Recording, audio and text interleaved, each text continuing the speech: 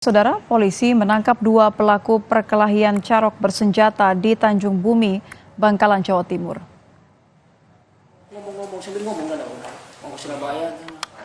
Dua pelaku yang menewaskan 4 orang ditangkap di Tanjung Bumi, Bangkalan. Kedua identitas pelaku perkelahian ini masih menjalani pemeriksaan intensif oleh pihak kepolisian.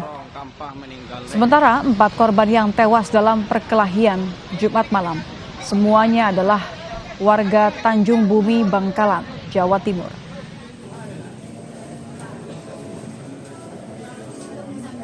Berarti motifnya hanya cekcok persoalan sepeda motor tadi itu ya? Iya, cekcok karena mungkin lampu kendaraannya itu mengenai mata, terus ditegur karena terlalu kencang kendaraan melintas depan seperti itu. Untuk saat ini korban sedang dilaksanakan otopsi di Rumah Sakit Ratu Ibu Bangkalan.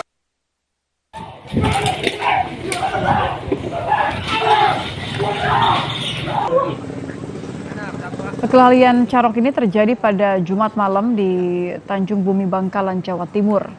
Perkelahian tersebut lantaran 4 korban merasa tersinggung karena ditegur lampu sepeda motor mengenai wajah pelaku saat melintas.